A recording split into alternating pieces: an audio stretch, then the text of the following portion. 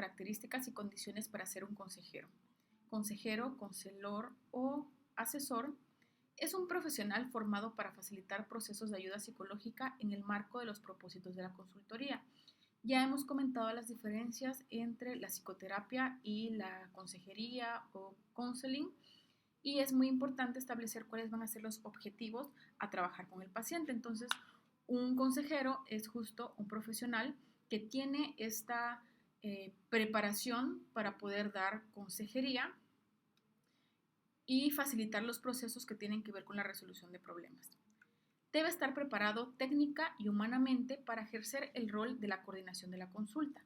Esta preparación no solamente se refiere a una preparación en el ámbito cognitivo, sino también en el ámbito personal. Vamos a ver algunas de las características. Vemos que hay ciertos conocimientos que el consejero debe de tener. Por ejemplo, algunos principios antropológicos, filosóficos, sociológicos, psicológicos del desarrollo humano, tanto en el aspecto normal como en sus alteraciones. ¿Por qué es importante que nosotros tengamos al menos un conocimiento básico de estos principios? Porque la psicología se encuentra dentro del campo de las ciencias sociales y humanidades y de alguna manera no podemos separar al sujeto de esas condiciones psicológicas y sociales, culturales. Entonces sí tenemos que conocer al menos de manera básica o de manera general algunos de los principios. También necesitamos, y esto es muy evidente, conocer las teorías psicológicas principales. Esto ya lo hemos revisado en el primer parcial y es necesario conocer cuáles son los objetos de estudio, las técnicas o metodologías, y yo había hecho la recomendación de que se centraran en una, que hicieran énfasis en una de ellas, porque esto nos permite profundizar en la teoría y en las técnicas, entrenamiento intensivo en consulta y o teoría y práctica de la entrevista. Esta es una materia fundamental y me parece que ustedes ya la llevaron y se lleva en primeros semestres, porque nosotros trabajamos siempre en entrevista. Entonces, sí necesitamos saber cuáles son las condiciones de la práctica en entrevista para no cometer errores y para saber llevar a cabo de manera eficaz el proceso de entrevista. Teoría y práctica de procesos de counseling. Esto ya lo hemos comentado y específicamente las lecturas anteriores tienen que ver con eso, con cuáles son las reglas básicas de la entrevista en aconsejamiento, cuáles son los elementos fundamentales que tienen que ver con el aconsejamiento y que debemos de conocerlos porque son a partir de ellos que nosotros vamos a realizar una práctica. También tener conocimiento de los distintos campos de la psicología, por ejemplo, la educacional, la institucional y la clínica, porque el counseling se puede llevar a cabo en distintos ámbitos y dependiendo del ámbito también se tienen que tomar en cuenta algunas de las características dentro de ese ámbito. Por ejemplo, no es lo mismo llevar un aconsejamiento en el ámbito clínico, en donde tú puedes poner tus reglas, que en el ámbito institucional, que de alguna manera te ponen tiempos o objetivos a trabajar. Debemos también de profundizar en el campo de acción elegido por medio de seminarios. Si nosotros, por ejemplo, elegimos la corriente Gestalt para nuestro trabajo ya sea terapéutico o de aconsejamiento, necesitamos prepararnos. La universidad nos da los elementos generales que tienen que ver con la psicología, pero como ustedes lo han visto en el transcurso de los años de estudio, la psicología es muy amplia y realmente no se puede profundizar con una materia, lo mismo que está pasando con esta materia. Entonces, necesitamos de alguna manera profundizar los conocimientos a partir de seminarios, cursos, talleres, diplomados o especialidades que nos permitan poner en práctica y trabajar más a fondo las cuestiones técnicas. Entrenamiento en la adquisición del rol de terapeuta. Es importante que no solamente tengamos la cuestión teórica, y creo que eso ustedes en las distintas prácticas que han realizado en clase han notado que una cosa es lo que dice la teoría y otra cosa es cuando nos encontramos frente a un paciente y ya no tenemos idea de qué hacer o pensamos incluso qué se supone que dice el libro o el autor, o cuál era el paso 1 o cuál era el paso 2 o cuáles son las reglas básicas del asesoramiento. Es muy difícil poder intentar recordar todas estas técnicas. Es muy importante que nosotros no solamente adquiramos los conocimientos teóricos, sino que llevemos a práctica todo esto que estamos leyendo. No es lo mismo porque muchas veces nosotros memorizamos la teoría, pero cuando estamos frente a un paciente no sabemos qué decir o no podemos actuar. Entonces, eh, la práctica de alguna manera nos sirve para ir perfeccionando nuestra técnica y nuestro estilo, incluso para encontrar un estilo. Las cualidades del orientador competente. ¿Cuáles serían estas cualidades que debería de tener un orientador? En principio, interesarse por los demás. Es muy difícil que alguien quiera ser orientador o quiera ser incluso psicoterapeuta o psicólogo clínico si no tiene un interés por los demás, pero no solamente un interés económico o personal, sino un interés de ayuda. Comprensión de la teoría y del proceso de la orientación. Esto creo que lo voy a repetir, lo he repetido y lo seguiré repitiendo. Necesitamos centrarnos y comenzar con la teoría. Necesitamos leer. A veces los alumnos se quejan de que les dejamos muchas lecturas o de que no les da tiempo, pero definitivamente es fundamental adentrarse en las teorías, conocer cuál es el proceso teórico de la orientación para posteriormente llevar a cabo la práctica. Comprenderse a sí mismo. Este elemento o esta cualidad va a permitir al orientador poder posicionarse de una manera objetiva frente al paciente. Si nosotros no tenemos una comprensión, no llevamos un proceso propio, muchas veces, y también lo mencioné cuando hablaba de no juzgar, nosotros ponemos nuestros pensamientos antes de lo que está diciendo el paciente y eso también se va a reflejar cuando no seguimos el hilo de el discurso del paciente. Entonces necesitamos primero llevar un proceso para posteriormente querer ayudar a alguien. Respetar la diversidad implica respetar las costumbres, cultura, género, eh, orientación sexual del otro. Todos somos diferentes, sin embargo, todos tenemos los mismos derechos y uno de los derechos es justo el respeto. Creatividad y apertura de mente. Eh, necesitamos tener una mente abierta porque realmente no sabemos qué es lo que vamos a escuchar. Si nosotros no llevamos un proceso, no podemos tener un pensamiento abierto, es muy probable que comencemos a juzgar lo que el paciente nos esté diciendo. Recordemos que en la vida hay distintas problemáticas, distintas posiciones y cuando estamos en clínica, los pacientes llegan contando todo lo de su vida, todo lo de su cotidianidad y entonces tenemos que estar abiertos de mente para poder escuchar sin prejuicios. Definir los límites afectivos con los clientes. Esto también lo hemos mencionado en la clase anterior que tenía que ver con las reglas básicas y los principios, porque se tiene que establecer cuál es el tipo de relación que se va a llevar a cabo. Nosotros no podemos posicionarnos en una relación de amistad o en una relación, por ejemplo, de maestro-alumno si estamos en condición de orientador. Necesitamos establecer cuáles van a ser nuestros objetivos como orientador y cuáles van a ser también nuestras actitudes y acciones frente al proceso del paciente. No juzgar a los demás, está de más repetirlo. Tener muy claras las metas y aspiraciones personales. Debemos de tener claro qué es lo que estamos haciendo, cuál es nuestro papel, por qué estamos haciendo las cosas.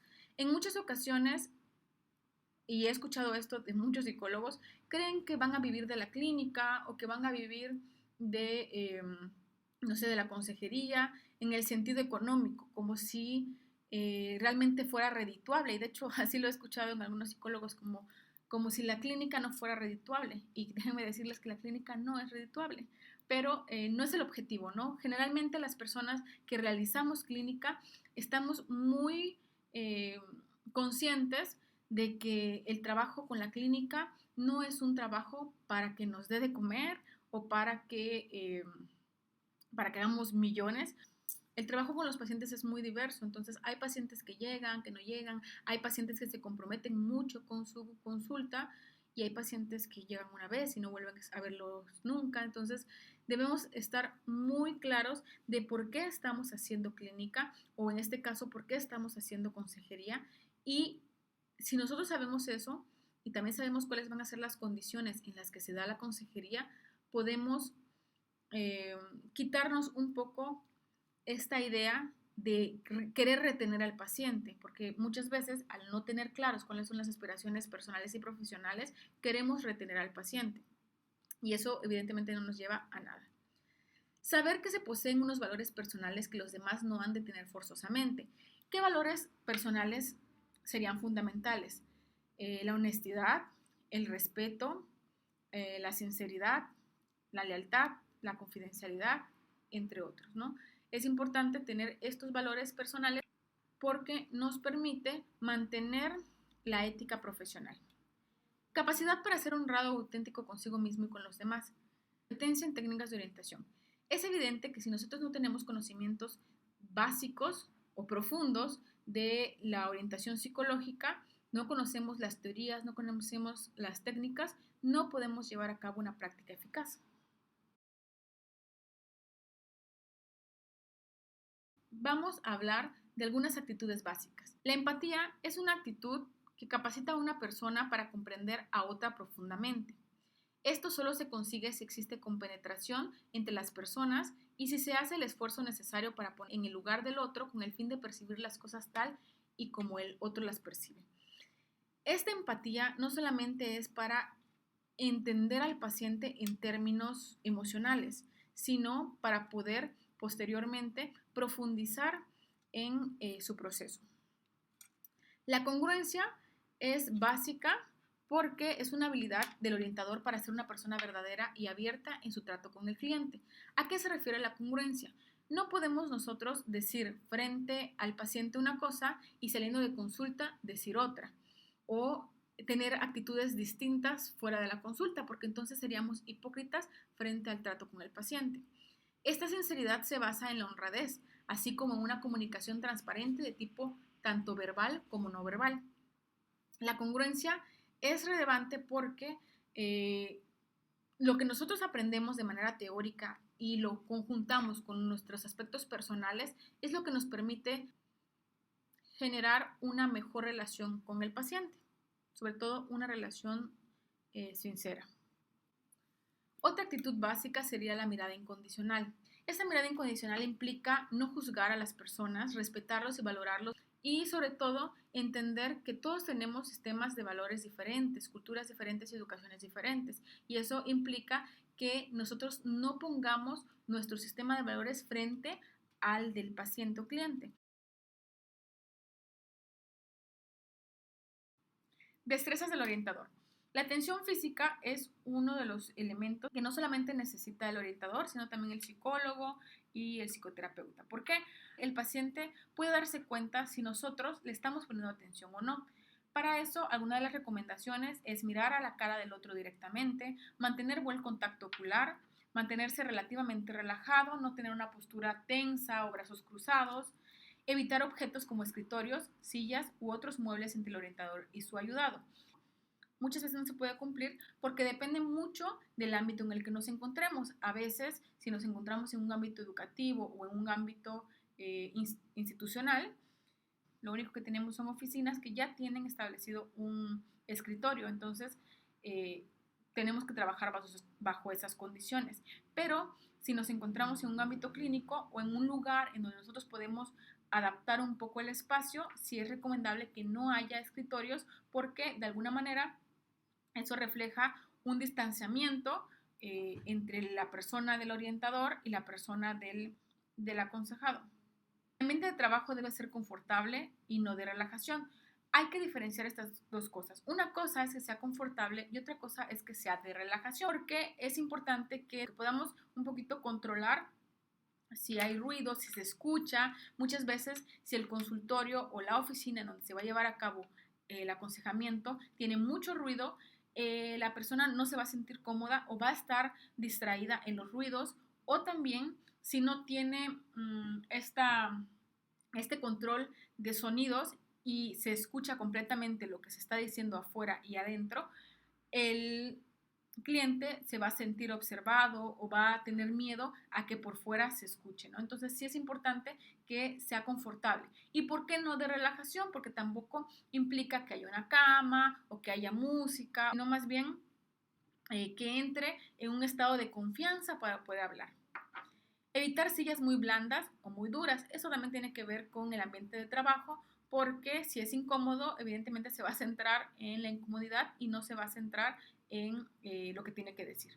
Evitar distractores en la habitación, mucha decoración, mucho ruido, música o incluso, eso sí es importante tomarlo en cuenta y puntualizarlo, porque tienen que ponerle llave a sus consultorios. Muchas veces cuando alguien entra en medio de la consulta, básicamente todo el ambiente que estaba ya generándose adentro se rompe. Entonces sí es importante que puedan controlar estos aspectos que tienen que ver con la distracción. El sondeo es otra de las destrezas del orientador que implica utilizar preguntas abiertas en lugar de preguntas cerradas. Esto nos va a servir para generar una autoexploración y brindar información adicional importante. Si nosotros generamos preguntas cerradas, simplemente van a ser de respuestas sí o no, que no generan reflexión en el paciente. Lo que hacen las preguntas abiertas es que ayudan a la autoexploración. Otra de las destrezas es no aparentar entendimiento. Si ustedes, frente a lo que está diciendo el paciente, no lo entienden, no tengan pena de preguntar, admitir el no entendimiento y retomar desde el punto en el que ustedes se quedaron. A veces, cuando estamos frente a una consulta, es probable que se nos cruce un pensamiento de acuerdo a lo que nos está diciendo el paciente y nos distraigamos. Entonces, darse cuenta de eso y poder retomar a partir de donde nosotros quedamos, ¿no? Entonces, nunca den por hecho algo que realmente no han entendido, sino pregunten. Verificar la percepción. Siempre que el orientador esté confuso o inseguro con respecto a algún entendimiento, puede verificarlo con una empatía tentativa y posteriormente preguntar. ¿Por qué es importante esto? Porque a veces nosotros entendemos algo desde nuestros valores, desde nuestra percepción y no desde lo que el paciente está diciendo. Entonces, utilizar este recurso de verificación de la percepción para poder incluso repetir lo que el paciente dijo. Algo así como, usted dice que, sí, eso es lo que quise decir, o no, no es lo que quise decir, lo que quise decir es esto otro, ¿no? Entonces, es importante verificarlo. Sensibilización. Consiste en postergar la discusión de los sentimientos del ayudado, empezando por el contenido y proceder paulatinamente a tratar los sentimientos. Esto sobre todo cuando los sentimientos suelen ser muy intensos.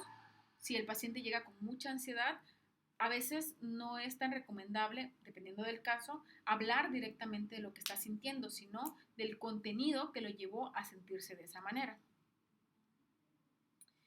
Llegamos entonces al proceso de escucha, porque nosotros trabajamos con el discurso del paciente. Si nosotros no ponemos atención a lo que el paciente está diciendo, es muy probable que malinterpretemos lo que nos quiere decir o que incluso pensemos cuestiones que tienen que ver más con nosotros que con lo que él está tratando de reflejar. Entonces, para poder tener un proceso de escucha efectivo, necesitamos generar contacto visual, tener una postura relajada, una expresión facial de empatía, pero sobre todo, independientemente de eso, cuidar la expresión verbal. No debemos interrumpir porque a veces el paciente está hablando o tiene mucho que decir y nosotros en medio de la conversación le interrumpimos para preguntar algo que nos queda duda. Tenemos que identificar cuáles son los momentos en donde nosotros podemos generar una pregunta. Nunca cambiar de tema, porque si el paciente está hablando de algo que le parece importante y nosotros queremos indagar sobre otra cosa, lo que vamos a generar es que el paciente se distraiga de lo que quiere decir. Estamos ahí para escuchar al otro, no para que el otro escuche lo que nosotros tenemos que decir, o incluso no para dar una interpretación de lo que creemos que el otro dice. Si no, se va a convertir en una conversación de amigos o en una conversación informal que realmente al paciente no le importa si a ti te ha pasado lo mismo o no te ha pasado lo mismo, sino que lo que le importa es él poder encontrar sus soluciones. Entonces, evitemos un poco hablar de nuestras propias experiencias. Saber estar en silencio con el otro. Esto es muy difícil al principio y seguramente ustedes si ya han realizado prácticas y se han encontrado con pacientes que de repente se quedan callados por 10 minutos, 5 minutos, pareciera que el silencio se volviera eterno y nosotros nos sentimos incómodos y tenemos la necesidad de hablar. Pero justo de eso se se trata saber estar en silencio con el otro. ¿Por qué? Porque seguramente el cliente o paciente está generando muchos pensamientos que no está listo para expresar o no quiere expresar y que no podemos nosotros obligarlo a que hable o incluso generar una pregunta para que él hable y entonces distraerlo de sus propios pensamientos. Debemos de saber esperar el tiempo correspondiente cuando el otro está en silencio.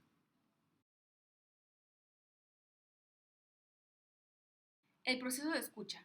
No podemos escuchar a alguien si estamos cansados y eso es algo que tenemos que reconocer de manera personal y que se relaciona también con la ética profesional. Si nosotros no hemos descansado bien, si nos desvelamos y si físicamente no estamos en condiciones para mantenernos atentos durante 30 minutos, 40 minutos frente a lo que alguien nos está diciendo, es imposible que podamos llevar a cabo un proceso efectivo. Si no nos interesa el otro, si nos cae mal el paciente, si es una petición del jefe o de alguien más darle consejería, es evidente que el proceso tampoco se va a poder llevar a cabo. Si le juzgamos por lo que ocurre, ya también hemos dicho que tenemos que dejar por fuera nuestro sistema de valores y nuestra propia cultura y educación porque no tenemos por qué compartir este sistema de valores con el cliente. Entonces debemos de escuchar a partir de su propia perspectiva. Si en ese momento lo que necesitamos es ser escuchados nosotros, porque, y creo que todos estos 4 puntos se relacionan mucho con la ética profesional y con nuestro estado anímico frente a lo que vamos a realizar, porque si nosotros no estamos bien, no podemos llevar a cabo una escucha activa, una escucha profesional, ¿no? Entonces es importante que nosotros llevemos nuestro propio proceso y que si en ese momento en el que nos toca la consulta no estamos en condiciones de escuchar a un paciente, tengamos la ética para reconocerlo y cancelar la consulta o eh, reagendarla, ¿no? O incluso canalizar al paciente si definitivamente no hay una buena relación. Este esquema es un esquema que nos marca el autor para poder identificar cuándo tenemos una escucha inefectiva y cuándo tenemos una escucha activa. Algunos de los elementos que hacen que tengamos una escucha inefectiva tienen que ver con las condiciones físicas en las que nos encontramos. Si tenemos sueño, pues evidentemente no vamos a poder tener una escucha efectiva. O si estamos cansados, si nos cae mal el paciente, si estamos generando pensamientos y juicios respecto a lo que nos está diciendo el cliente y no le estamos prestando atención. Si hay interrupciones, ya sea de personas o de ruidos, etcétera. Por otro lado, si nosotros nos centramos en los objetivos del asesoramiento, si tenemos claro qué va a ser la resolución del conflicto y tenemos un análisis intelectual de lo que nos está diciendo y podemos generar un insight, eso significa que nosotros estamos poniendo atención a lo que nos está diciendo. Centrarnos en la persona y en lo que el paciente dice y necesita y no en lo que nosotros queremos decir o queremos que diga y lo que nosotros necesitamos. Entonces, necesitamos tener una escucha activa para que el proceso sea efectivo. Entonces, para concluir, el consejero debe de tener algunas características y condiciones en 2 ámbitos, que serían el ámbito cognitivo, con estos conocimientos, con estas destrezas, y el ámbito personal, que tiene que ver con la ética, con nuestro propio proceso psicológico, que implica ciertas cualidades y actitudes. Y estas 2 condiciones o características van a generar que nosotros tengamos una escucha activa frente al paciente y que eso haga que su proceso pueda llevarse de la mejor manera. Entonces, hasta aquí concluimos con las características y condiciones del consejero. Cualquier duda o comentario pueden dejarlo ahí, pueden escribirme en el correo también.